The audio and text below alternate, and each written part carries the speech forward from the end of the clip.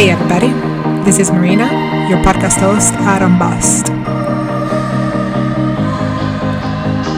Here we go. At Unbossed, I interview amazing women in Chicago. There is so much woman power in this city that I want to provide these women a platform to tell their story. Please connect with us and please consider supporting by sharing, liking, commenting the podcast. Tell all your Netflix friends and family about it. Submit a recommendation for a guest, subscribe on your favorite podcast app, and donate by clicking on the anchor link and help me continue to make great episodes. I hope you enjoy and welcome to the show.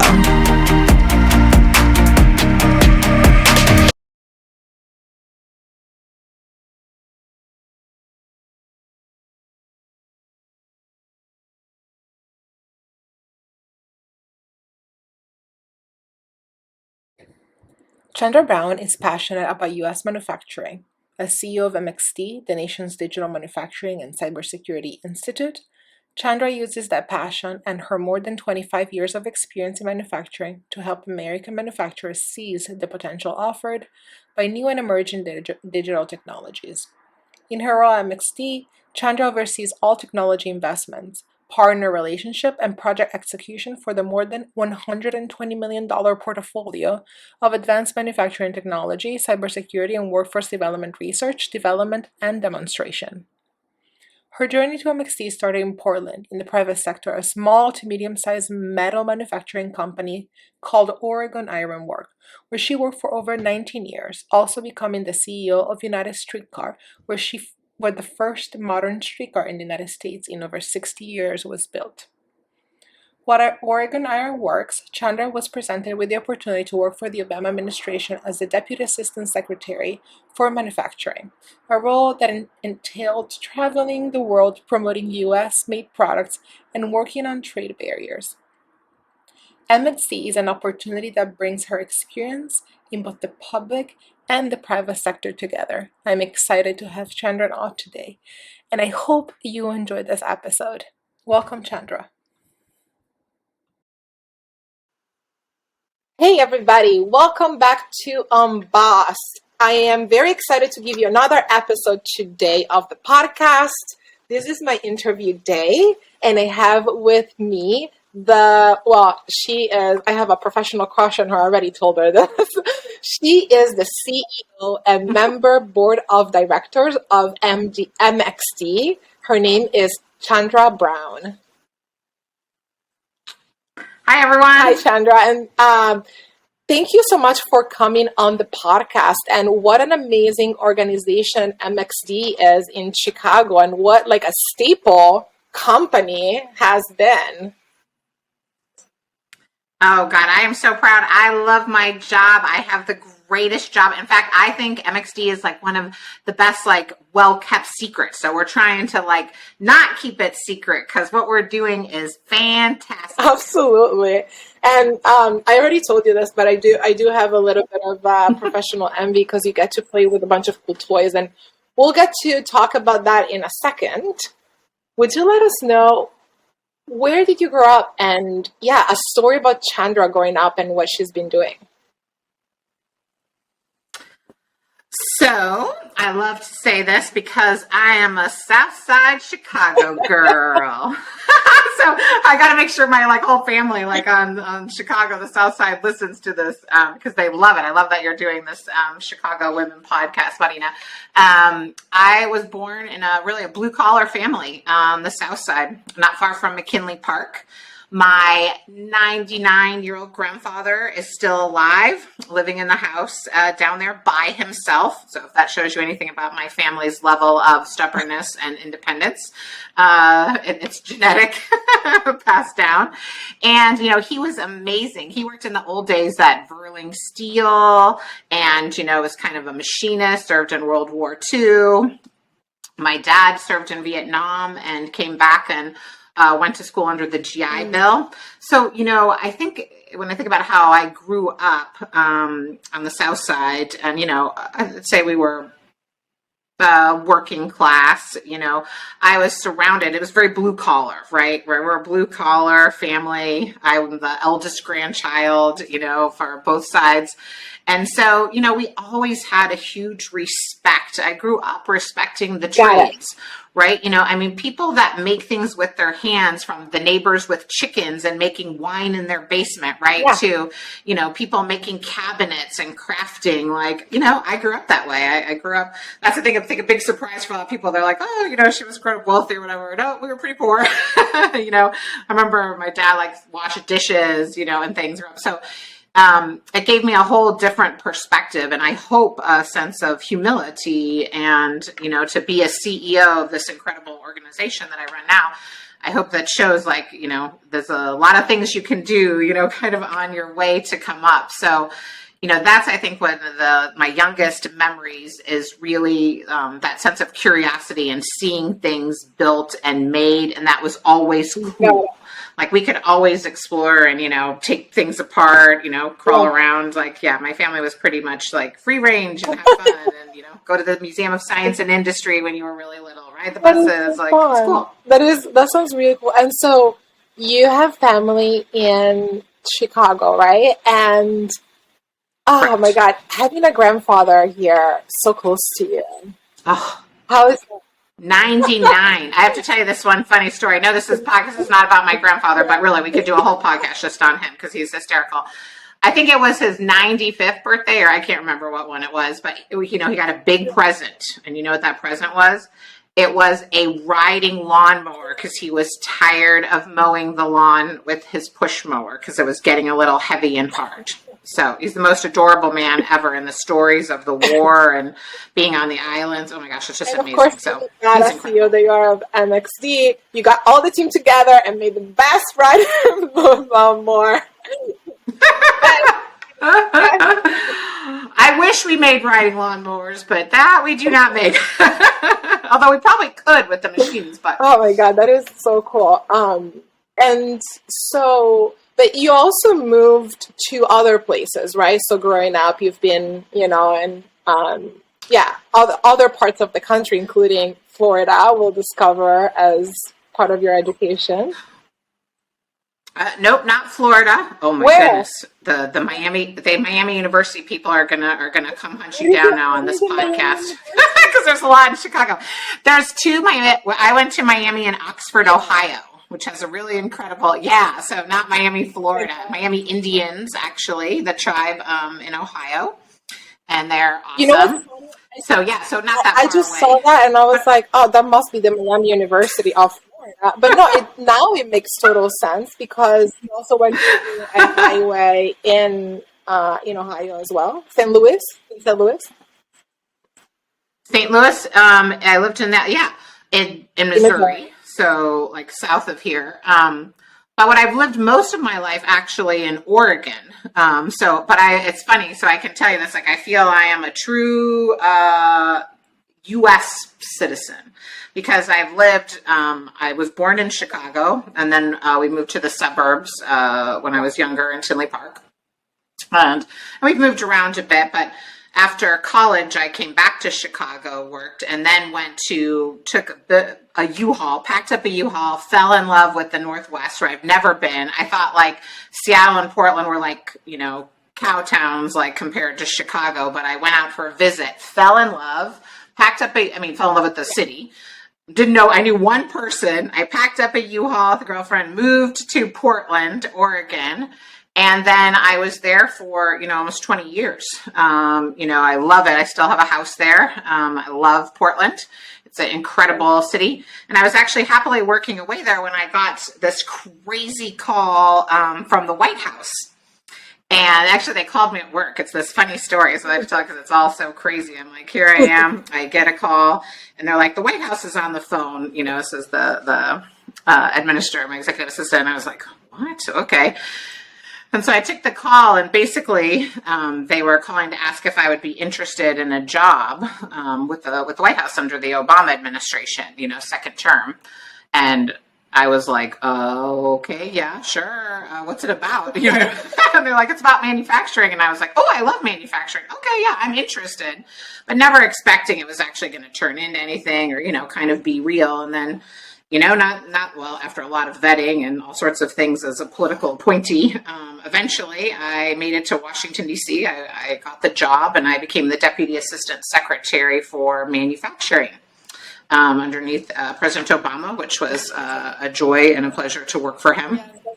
And so then I lived in DC and had a place in DC for, over 3 years. So I feel I have actually lived on both coasts and, grew up in Chicago, the Midwest, and now I'm back here in Chicago because I came back for this great job and, to also be a little closer to my family for a while.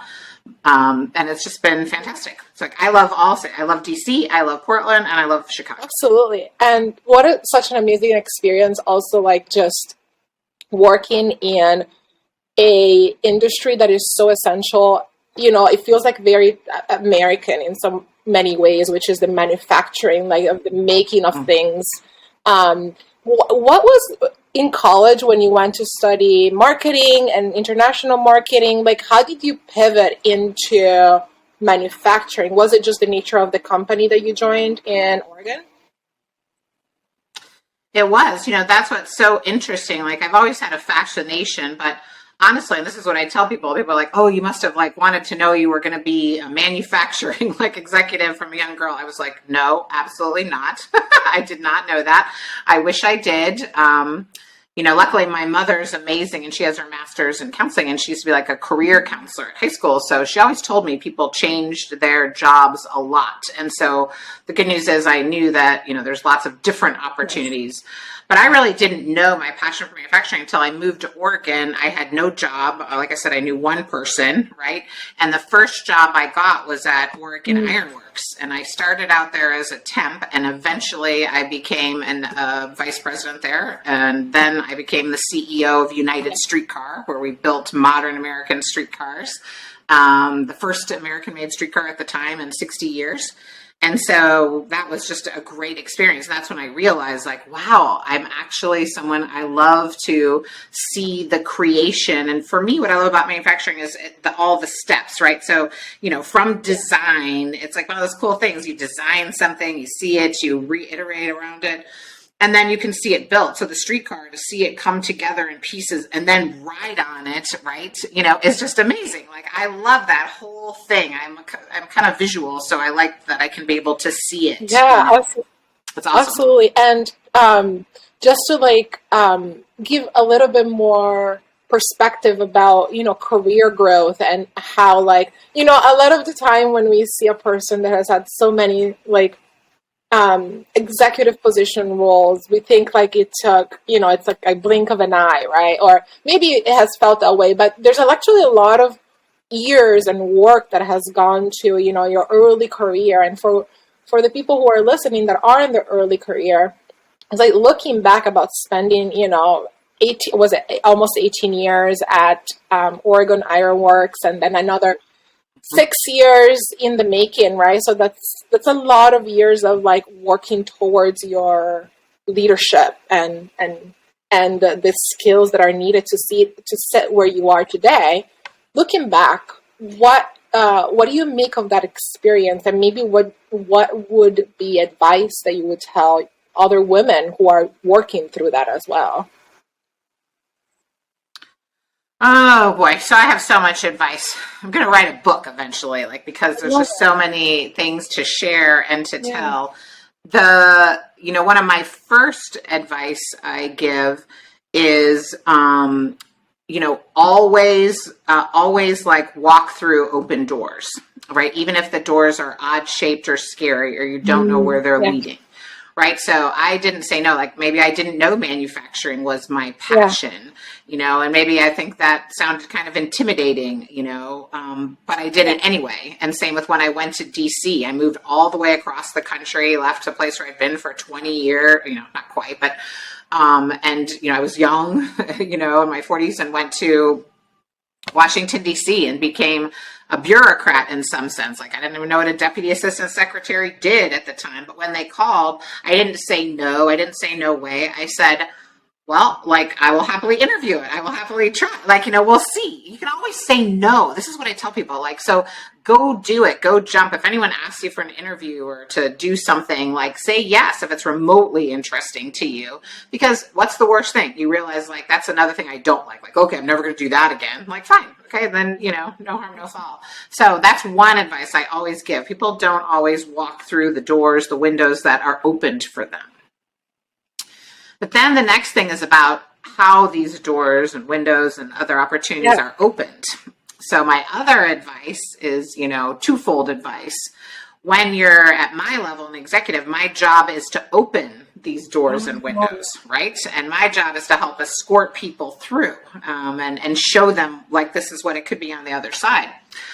But for the budding leaders, and when I was coming up, think about this, at Oregon Ironworks, there were almost no women. Right. There was the manufacturing space, even within the tech space, has been incredibly male dominated and older. So, I was often the only woman in a room, only woman, eventually in the executive level. And so I will tell you, I am so grateful to my male allies, the owners and the CEOs of the company who promoted me, who moved me forward. Like, you wouldn't get there. There was no woman mentor and role model really for me that much at the time because it wasn't there. So I also say, like, your allies come in all different shapes and forms, and, we don't always get to choose the perfect, mentor, mentee, for example. So be open-minded about that. Everybody has different strengths and everybody can, help you. So I am really grateful to, honestly, and we don't talk about this very much, because I know I'm super pro-feminism, right? It's all about women. But hey, I got to give some credit to the male allies. I would not be today being able to talk about women's issues and women in manufacturing without their assistance, 20 plus years ago. Absolutely. So.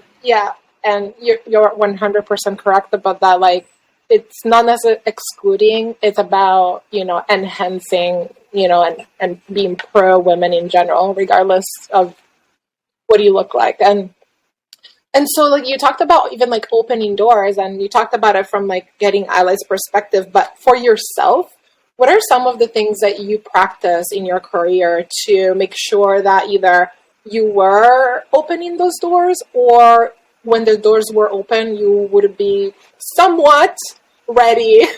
You can never be all for the, but somewhat prepared for that opportunity. For me, I would say the areas that I think are, there's so many things, but I'll highlight just a couple that I think are probably most important.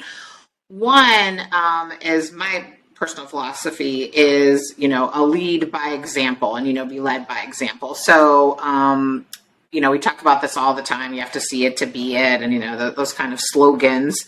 But, I want to lead by example. I want to be, the best I can in whatever level of my career, right? So it doesn't matter if you start as a temp, or you start as an assistant, or, you move your way up, or you're in purchasing and design, you become a welder, you move forward. Like, it's, you got to lead by example. Be what you want. What do you want to see all the other welders to be like? What do you want to see all the other designers? What do you want to see all the other executives? What do you want to see other VPs like? What would you want to? Who do you want to be your boss? Yeah. Right?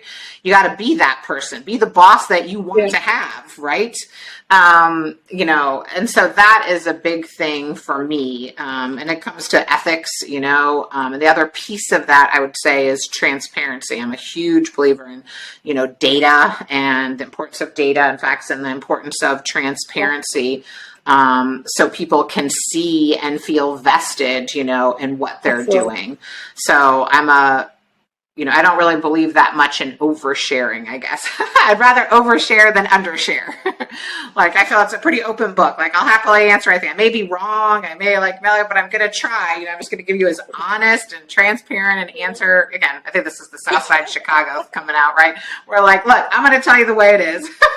And like, you can do with that as you will. I'll just give you the best advice I can, or the best help I can. And, you can take with it and put it in the hopper of all the inputs that are coming into you, and like, hopefully it makes an important piece, to what you're thinking about. Absolutely. And I think one more question I have, even about like those experiences in like the early manufacturing, is like, did you ever like felt alone as a woman, or maybe you didn't even notice, you were focused on work, but just generally, what was your experience about being one of the few women working in manufacturing? Yeah, well, I definitely felt alone. I mean, a lot, so that's a Yeah. fact. And, I do think, there were hard days. Like, I'm a super positive person in Yeah. general. I'm the glass half full optimistic side. But I mean, it doesn't mean there's not struggles. It doesn't mean there's not, terrible days, months, even a year in there, when things are hard, you don't see anything, you wonder where you're going. And I'm also, patience isn't really one of my virtues either. So I hate like waiting, and I want to be moving forward and, getting things done. My mom would always say, patience is not your virtue, Chandra. And she's right. So, that can be frustrating. And, if you can't see where you're going for an impatient person, because there wasn't anyone else there or modeling the behavior maybe that I wanted to be, that makes it hard sometimes, to be alone.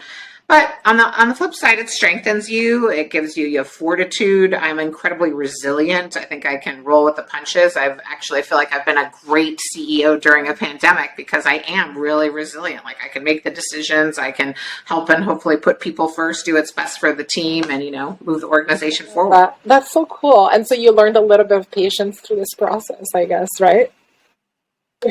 Yeah, unfortunately, I had to. Yes, I learned patience. I'm still learning though, Marina. So what does a deputy assistant secretary for manufacturing actually do? Wow, that is a great question. I worked in the Department of Commerce and the International Trade Administration, and I would say the job was like carrot and stick. So I traveled the world, which was incredible. I love travel. I love international travel. I love different cultures. Traveled the world and was promoting U.S. manufactured products. So it'd be fun. Like, you could go to the Paris Air Show or Singapore Water Week, right? And, say there's incredible American products out there and open trade shows. That was super fun. That's the carrot. On the other side, there's also problems like trade barriers, right? Issues. So I spent probably a disproportionate amount of time in China, and back then at the time in Brazil and a couple other countries where we had issues that we were trying to, knock down trade barriers that prevented our folks from exporting and from getting fair and equal treatment under global rules and standards. So that was a little bit more of the stick side. Absolutely. And so, what has been maybe like I'm a techie too, right? So like from our techie side, what was like your experience about visiting other countries and their world of manufacturing, and what were some of the ideas or images that still are vivid with you when you think about maybe Brazil or China that you have brought back maybe to as inspiration for what you're doing?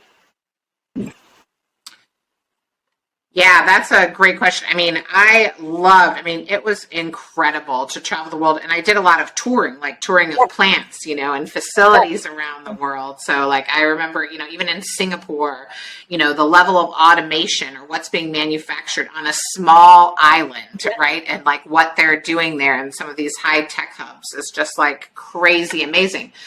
At the same time, I saw, construction sites, let's say in China, where people were using pails to move dirt. Maybe they didn't have as big of the dirt movers and, construction equipment, right? They sometimes had that and they had others. So, it ran the gamut from incredibly high tech, cutting edge or cool chip factory, with tons of robots moving through, to like where it was manufacturing by the masses and like a bunch of people, like digging with, what I would call a spoon, instead of a shade, or like pails moving dirt, right? So it's pretty varied, what's out there.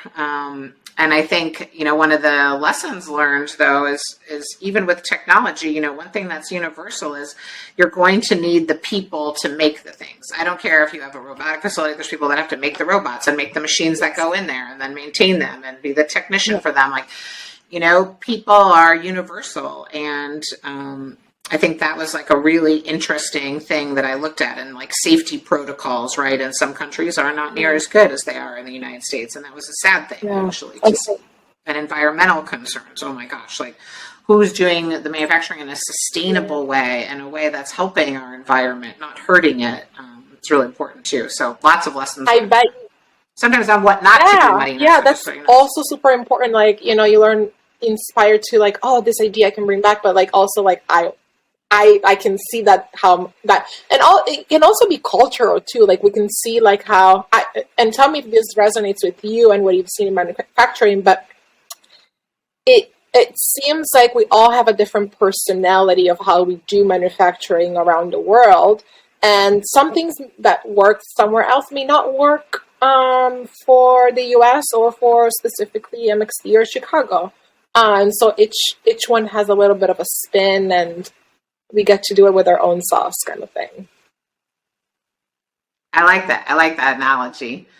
And, now I'm so excited because I will tell you, Marina, one of the things I'm most happy about in this, terrible, terrible pandemic.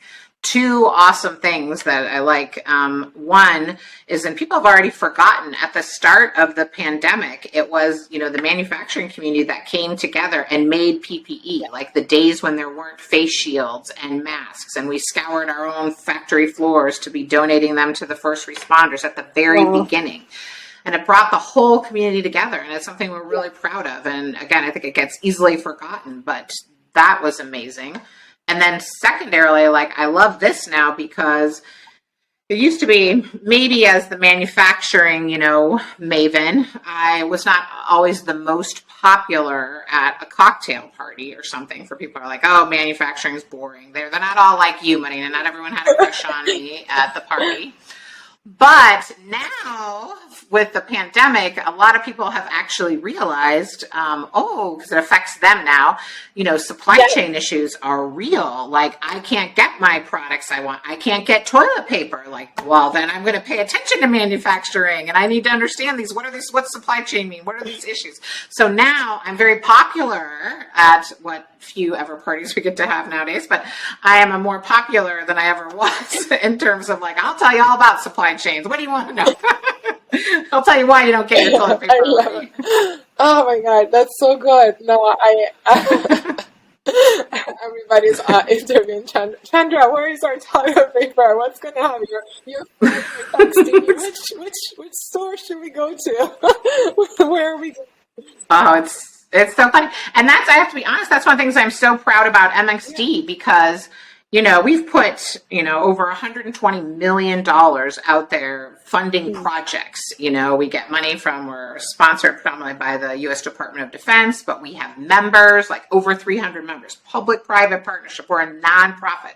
My sole job is to help uplift the U.S. manufacturing community, and mostly in the digital space, to help them become more advanced, to embrace things like AI and digital twins and augmented virtual reality. Like, what a great job. Like, I'm just here to help. Like, I love that, because, I've been in the private sector, right, as the CEO and building things. And then I've worked for the government, the biggest, bureaucracy. And that was really unique and interesting. And now I'm at this intersection between a public and private, this partnership. So we have, 30 plus academic institutions. So we have universities and community colleges. We have businesses, over 300 members altogether, with most of them small and medium-sized businesses. So you can come join, the MxD. And then there's large corporations, the big companies like Boeing and Lockheed and Deere and Rolls and, all these other great, Microsoft, AT&T, Siemens, there's so many, like, of the big members too. And so you bring this all together and we do these projects. So talking about supply chain, we did a supply chain risk alert, that program that started before the pandemic. So, I mean, again, it's always been a critical issue, but now it's like getting multiple millions of dollars as we continue to do phases of it, where we take in all this data and try to predict for manufacturers, where is the next supply chain outage going to be? So whether it's health data, weather data, right, all these things coming together, because you don't want to be reactive. Like, we got to be ahead of the game. We need to be predicting it before it happens so we can make the necessary adjustments. And that's just a really simple example, but we have so many great projects and requests for quotes that we put out on our website that our members, other people come to participate in. And I just think I'm so proud of that and the work that we're doing, like, to help the community. It's a beautiful mission and one I feel passionate about. I love that. And it also feels like I I was looking through the projects that you guys are sponsoring. There's also like very much like innovation things, and would love to talk about that. I also like wanted to be like more. Is there a way that could be easier, like more discoverable? Is there things that you're doing to get these solutions and technology to the hands, like to the even the knowledge of the public in general? Absolutely. There are several things. And while a lot of our stuff is with members, we do also do things that are just for the general public. Like, so anyone can access it. So if people have not been to www.mxdusa.org, tons of stuff. We have an incredible website, including a virtual tour of our 22,000 square foot factory on Goose Island here.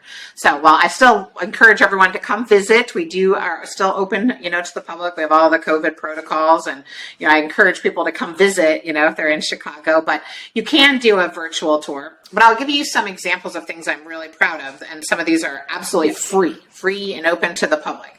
We've recently done a hiring guide for cybersecurity. Cybersecurity jobs, we are in such a lack of, it's unbelievable.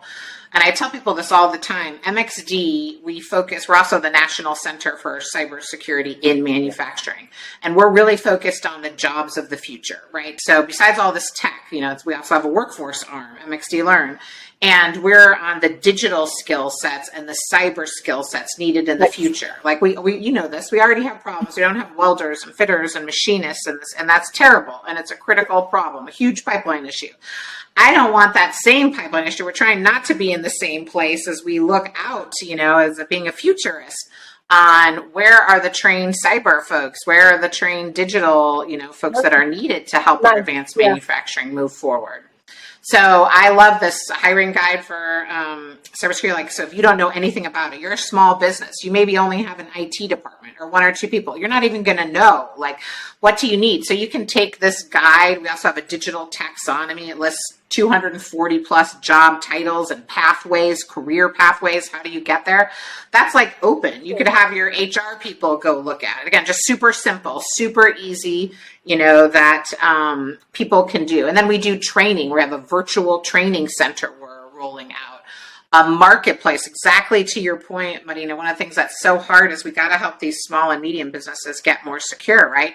So we have an assessment tool you can go on, and we made it really simple so you could kind of self-assess. And then we have, here's all these potential vendors and other folks. We're a neutral nonprofit. I'm not selling any one thing over another, but I'll make sure it's good, it's tested, it's low cost, and, we'll give you solutions too, that the marketplace is rolling out as well. So lots of things like that are, some of them that are free, open to the public. But yeah, I tell everyone, come be a member, come see, if you're a small business. So again, you're a small manufacturer, in Chicago, it's $500 to be a member. Yeah, so it's not we're not trying to now. If you're a lot bigger multinational, it's a whole different story. Let's be clear. But yeah, exactly. That is very nice, and I can tell this trainings that you have put together. The career path thing is awesome because it could get actually more diversity thinking about how do you get a job like Chandra, right? How do you get in, and how do you figure out your way into manufacturing, or generally the digital manufacturing even as well. And if we could talk on the diversity for a minute, because I feel really strongly about this, and I'll tell you, one of the things I feel is my biggest success, one of the things I'm most proud of is, again, it goes back to the core tenets I told you before about lead by example, practice what you preach, be transparent. My organization, MxD, is incredibly diverse in the manufacturing space, again, which is still very male dominated, not diverse. And so I'm this national institute, and I'm going to show you that this can be done. and I'm going to measure it because, we are the Digital Institute, the National Digital Manufacturing Institute. So it's like of my current board, over half are women, the Wow. board of directors. So from all the way on top down. And my staff, 60% of the senior leadership team, women. Granted we're small, but that it makes it even kind of more powerful. 50% are staff in STEM positions, 50% are people of color.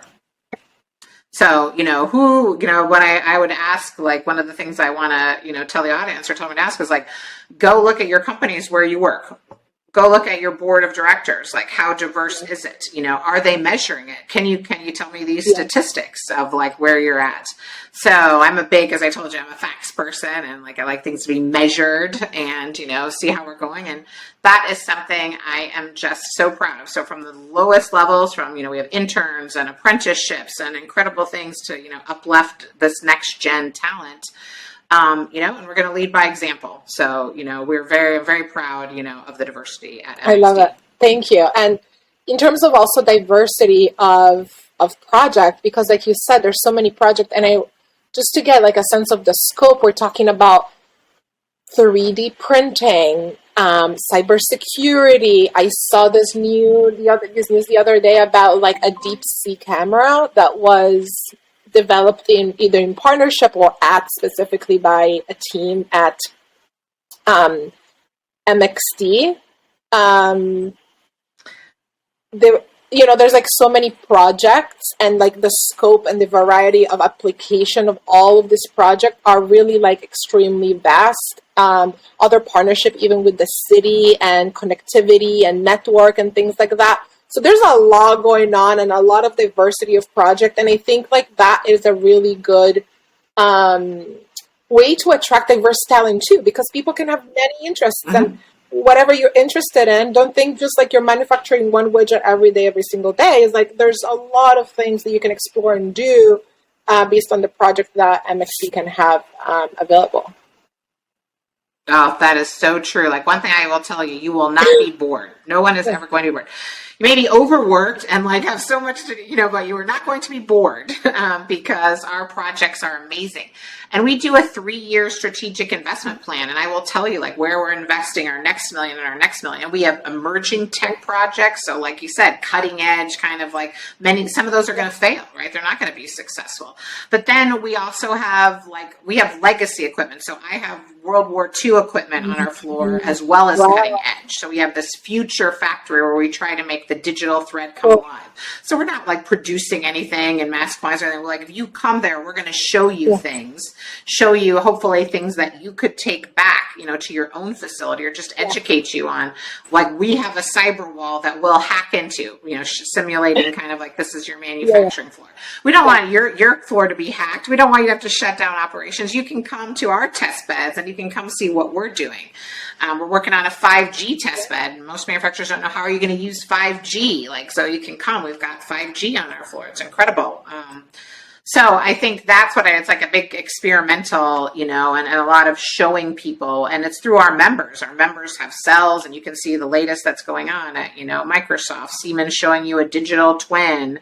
There's just AT&T in their 5G space, and there's so many great things going on, and the floor, changes too. So, that's what's so great. You're not going to be bored. And part of our strategic investment plan, there's like an executive summary that we do share with the public, the full body list of all the projects and that we're thinking about investing in. That's for the members, but we do have a public facing version, and it's pretty cool. Like that's a lot of, like you said, looking at the future. Here's all the stuff. This is where we're going to invest in.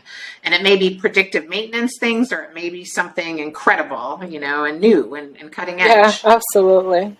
And just like last thing about diversity, which I thought it was like really cool, is you have on your website a specific section about women in manufacturing, with a letter from you and talking about like the initiatives and some of the actions that you're taking on to continue to increase the participation of women in this process. What are some of the benefits that you see women bring to the table when we talk about this male-dominated field? Wow. there's so many benefits. But it goes to, let me take it up a level. The number one thing that I love about diversity, again, some of my advice I give to people is you better have, we used to call them kitchen cabinets. Like that's, old school, I guess. I'm not sure what the new term is, but, I got to create a new, more fun one. But this is that group of people that, are going to be there and help advise you. And I will tell you, I would not be a success without having this group of people. And they must be diverse. We always talk about this. You can't just be your own sounding board or just reflect back. You have to have competing and different perspectives. And that's the whole thing I love about a public-private partnership, bringing together all these little companies, big companies, academics, right? Like the government, DOD, you bring all these people together, shake it up, right? And then what comes out is going to be a better solution faster. And think about this, women make up well over 50% of the purchasing power, right? And, we are the ones who are out there normally. So anyone that's a product facing company, and you see some of these huge mistakes that are made, I want to, like an adage, I want to be like, who is advising? Who is looking at this? Like, you had better have a big group of women, on your board, on your cabinet, helping advise you. And so like that, for example, is like one huge strength. Like you need to get to the best solution, and we're in a revolution, industry 4.0, right? Things are changing so fast. You need to get to good solutions faster. And I personally believe like the main way to do that is you bring together these diverse points, you poke holes in things. And, you must have a female perspective, in my opinion. And not just female perspective, honestly, though. It's about diversity across the board, like LGBTQ, everything, people of color. All of that needs to be included in this, diversity mix. And I just say women, if I'm picking that, everybody has their strengths, each one of these groups, including white men, like everybody has their strengths, for women. Honestly, again, I feel that they still are, the best communicators and, the best at sometimes translating, women that translate tech into, a way that it's more digestible and easily understandable. That's a common strength of a lot of women in the manufacturing tech space. To highlight that is such a good insight into one of potentially like a career thing where you're like you are the translator of manufacturing tech to business or product needs, and that is a whole career right there. That is so cool. Exactly. Okay, let's talk about maybe a little bit of the future. Well, since you've talked about it already a little bit, and I'm just so curious to hear future industry 4.0, future of manufacturing, some of the I'm a big dreamer, so it's like some of the dreams about like what this could be for the most localized person, but also potentially like overarching like the country. Like what are some of the things that you're hearing or you're keeping up with, some of those things that are more futuristic? Well, I mean, the future is that's such a big question. It's huge. And, I think people have started to see how we're going digital. And, the example I give, like quantum computing, for example, and that's a big thing in Illinois and the Chicago region, right? Like what we're going to be doing in the future with artificial intelligence. Honestly, 5G and 6G and 7G, and the communication and the speed of communication, edge computing, I know these are all huge topics, right? But I think the pace of change and, the radicalization of things, I think, and even materials like the 3D printing, how things are made, what are the materials that things are made of, nanotechnology, is still, it's been tapped, but there's still so much more to go. Digital twins of everything that you can manipulate and do before you actually create something. Special customization, mass customization, like you make your shoes, your clothes, it'll be like digital. You'll get to scan your whole self, figure it out, pick whatever you want. The materials will be done, and whatever material you want, whatever color you want. But it's going to take a huge amount of technology and training. It's going to take a huge amount of progress being made, in the near future, which I think is happening. So I always tell people, remember cell phones, before the smartphones, right? Remember the big things. Remember, I love that infographic, which is like all the things that your phone can do, from, measuring, right, to being a level, to being a compass, to being a map, to being a thesaurus, to being a dictionary. Like, they have this desk, right, with everything that your little phone, my little iPhone, does now. That's insane. So think about what that's going to be going forward. I was at a show and they had people with little chips, kind of right underneath their skin. And that's how they were scanned, like going in and out of buildings and other things. So they didn't have to do anything. It had all their stuff in there. And, it was like crazy. Again, this is a very small scale, of course, but there are the future, with some cool things happening, what they've done with medicine and telehealth. Oh my goodness. And the ability to meet people. Again, this really also helps with diverse populations and underrepresented areas, like the ability to access. That's groundbreaking. So there's a lot of things. I am, because I used to build streetcars, I'm excited about it. I want to see future transportation, where's the hyperloops? Where's my space transporter? I love travel. So we'll see. I love what we're doing with electric vehicles is incredible. And, I'm very happy to see, where that is going to go. Driverless vehicles, pods, how we're getting around. That. Yeah, there was also a couple of projects I was tracking about drone technology and how that delivery will change. I think you have I want to say at least one drone group project in the last 5 years that I've heard about, for sure, right? Do you remember? I don't, but honestly, we have hundreds of projects, and I'm not the expert. But if you want, my VP of engineering knows every project by heart and can tell you who was on it, what it was. But again, realize your strengths. I do not know every project. I was just wondering, because there was such a cool even solution to solve things like traffic and delivery in a city like Chicago. It was relevant. Oh yeah, logistics and drones and all that stuff is really incredible. There's lots of great work. Oh my God, that is so cool. I think that is amazing. So, speaking of strengths, being CEO of MxD, and dealing with pandemic, and obviously, manufacturing is definitely a thing that, because we're touching product, is definitely a thing that you need to do in person. It's not like you get in behind a computer and produce it. Well, technically, maybe you can do it if you have an automated printer and you can put, things like that. But generally, traditionally manufacturing is a little bit more physical process. And I was just wondering, how has it been overall in the industry, given the pandemic, and specifically at MxD, and how have you led this the company through these times of of having to distance and having to create safety measures and all those things that are put into place in order to create a safe environment for people to work in?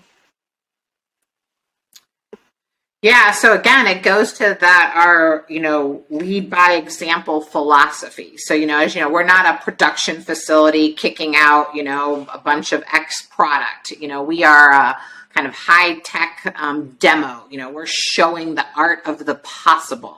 So, we were some of the first to adopt really cool technologies, because we wanted manufacturers to be able to see it, right? To see it, to know they could do it, and to tell them things like, here's a playbook, here's the cost, right? So when you walk into MxD, everything from the simplest things, like all doors are automatic now. Everything is wave. So you never have, remember at the very beginning, you couldn't touch anything and everything had to be super sanitized. Again, people forget.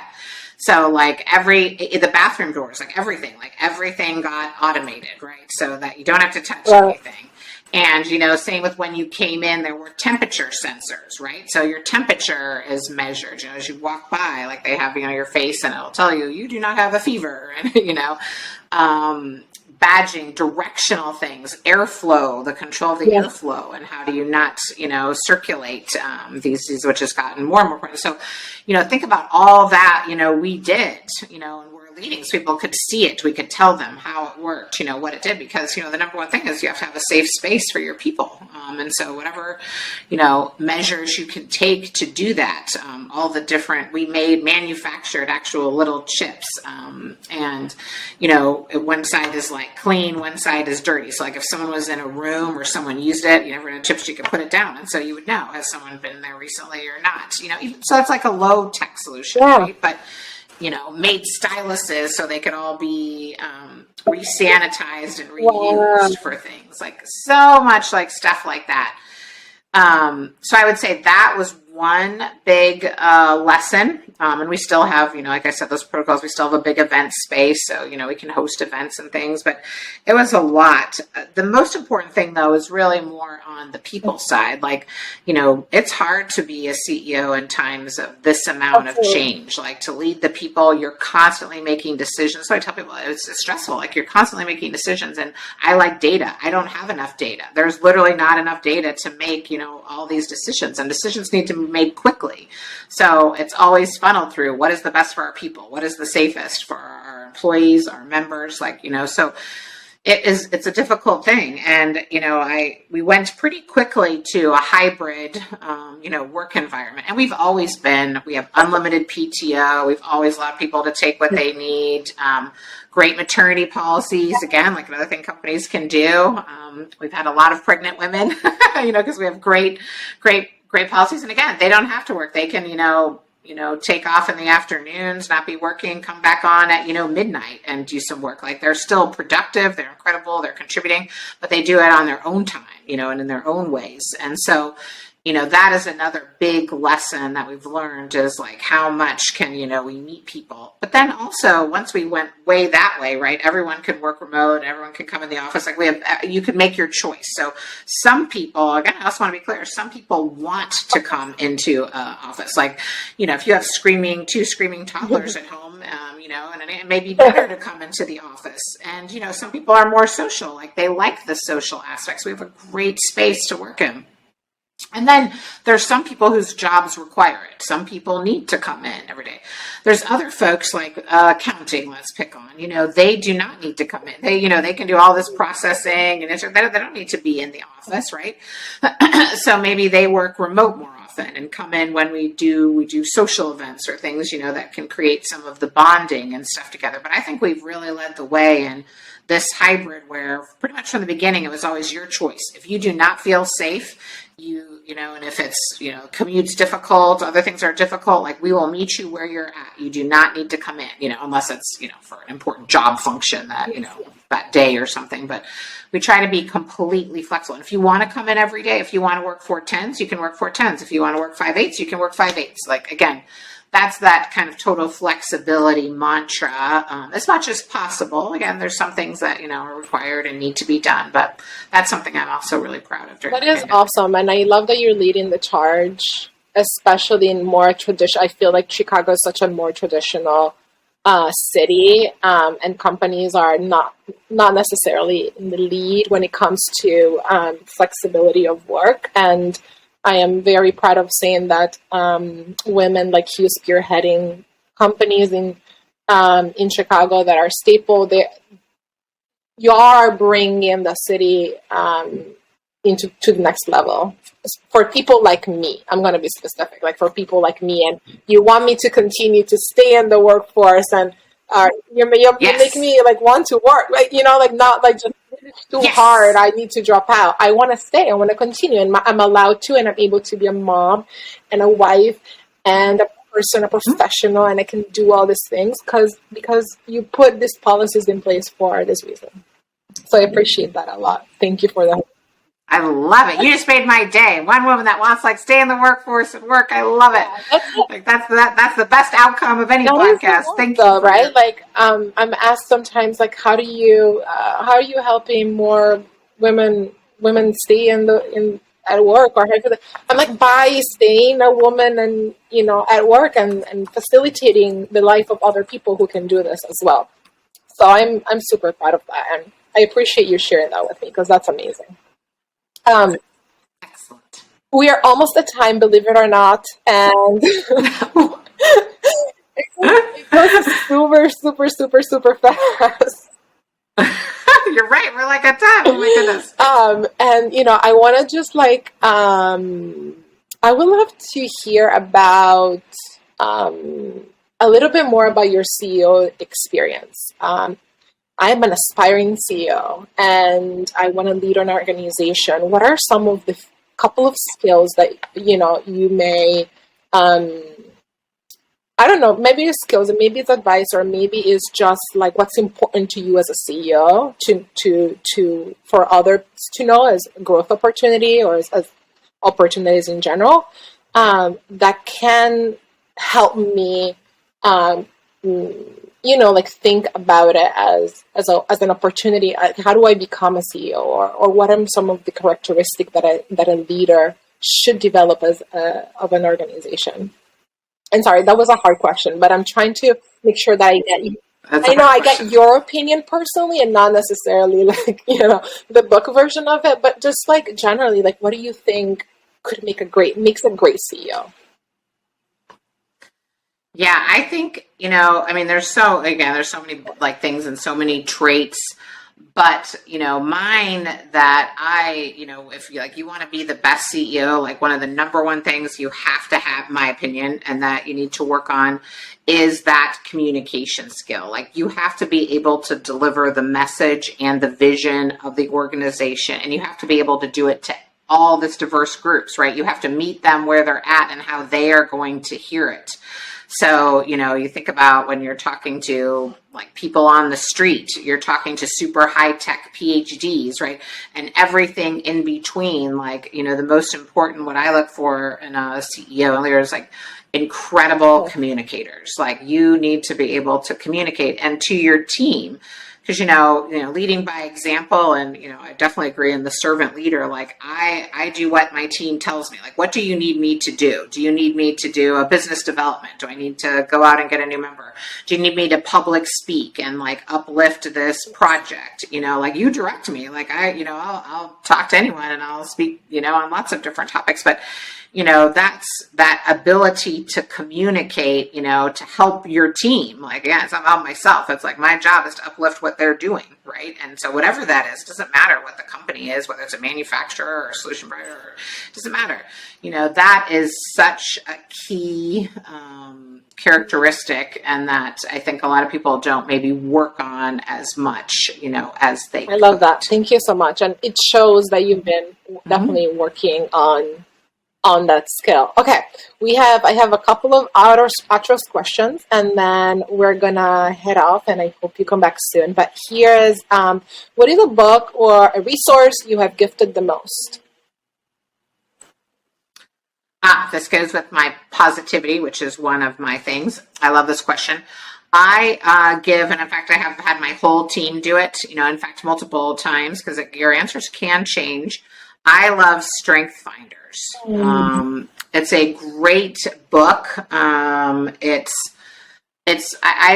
in the United States in particular seems to focus on weaknesses, right? How do we get rid of your weaknesses? And they don't realize you're going to be 10 times more productive if you just notch up your strengths. It's not about getting rid of your weaknesses. It's play to your strengths. Do that, and you're going to be much more successful. So as you can see, positivity is one of my strengths, right, in the thing. And so, I love having my team do that because, we have engineers, we have people that are very much introverted versus extroverted and all different philosophies. But this is a way, there's 34 themes, and, you do a self-assessment, take the test and figure out what are your core strengths. And then play to those, right? Learn that, really make those be your superpowers, if you will, because you already have a strength there. And that's a book it's by Gallup, and it's Strength Finder 2.0. It's a little book, and you can do it online. So I love it. So I tell people to do it, and I do it myself, like I said. I am so intrigued by how you said multiple times, because I have not heard that before, and a lot of people do it once and then you're done, right? And then that's your strength forever. Tell me more about this. How often do you do it? What is the multiple times philosophy there? Because it makes sense. Yeah, not that often. I mean, I don't think it's good if you're doing it on an annual basis necessarily, but maybe every, 3 years or 2 to 3 years. and even at least once every 5 years, I would say. And I've definitely changed, like even from like going into a CEO of this public-private partnership and nonprofit. When I took it like 3 years ago, and then I took it again at MxD, my skills had changed. Like 2 were the same and 2 were different. So I thought that was like fascinating. And and I'm pretty strong in my traits, like, I mean, what I am, I'm way, this way. So you wouldn't think they would change. It's not like I'm on the cusp of one or the other. I'm like, 100% X. And so to know that they change, and I think that was on my experience and my growth, like even through an organization and a trajectory, what you're doing at one time, I'm making this up. Maybe positivity isn't as needed when I'm at an X level. Maybe when you're supervising more people, it's a greater skill that you need. So you've played more to it. And so you do it more. So that's why I think it can change over time. But I mean, there are some people that have taken it multiple times that I know that it hasn't changed really at all. And like I said, mine changed 50%. But I think it's a good thing for people to do, at least touch base with yourself every 3 to 5 years. I like that a lot, actually. I think it's more like, I'm going to take it again because I'm intrigued to see what it has changed. See if it's the same for absolutely. you. And you said you may write a book one day, and I do have a question about if there's a book you would write, what would that be? Want to give it a title or a little summary? I don't have a title, but it would be, I'm kind of thinking like, I want to do potentially like a chapter. I know so many incredible people that I've met, and really incredible women, including like some of the women on my board of directors that I respect so much, and, women in this industry that are incredible. And so I was kind of thinking like a different chapter each on a woman with like one thing or one skill, that they really want to share. Like, again, this is about, I mentor a ton of people. I have mentees and I mentor, and I love that. But some of it's scale, like, right? How like a podcast, that's great. Like, how do you help more people? I'm always about scale, how do I uplift, a bigger group of people? So it'd probably be something about that, like about what I admire in each one of them and like, what can they share? Oh, that is amazing. And any event, any coming up speaking engagements, anything, obviously MxD is open to the public. MxDusa.org is the website, but anything else happening that you may want to tell the audience about? Honestly, we just did a really great EV workshop, last month. And I think we're going to be doing a bunch of future ones. We have workshops, like quarterly workshops. We're doing some cybersecurity, like road shows and demos. Our marketplace is, like I said, the cybersecurity marketplace with the assessments and tools is rolling out. So I would say, any one of those things would be really great. And obviously your folks in Chicago, we had monthly like open houses, right? Where we open up once a month kind of to the public. And so it changes, each month, and you can go online onto the website and look at our events page. Some things are for members only, some things are for the public. And it's been, as we all know, most of our programming has been virtual. So I guess it makes it easier. You can join. We do great webinars and other like cool topics. So, I say if you're excited about these things, like join and come in and listen and go check like what are our latest events. And, we love it. We're here to help the community. Thank you so much, Chandra, for coming on the podcast. I have loved having you on. I hope you come back soon. I loved it, Marina. It was such a pleasure. Thank you for what you're doing. So really appreciate it. Thank you so much. Bye-bye. Bye-bye.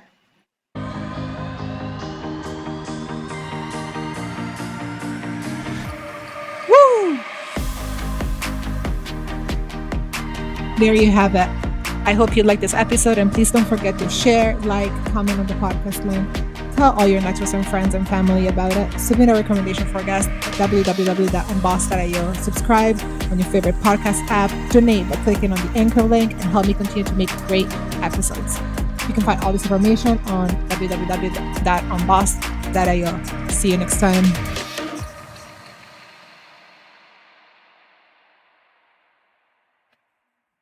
Oh, that was good.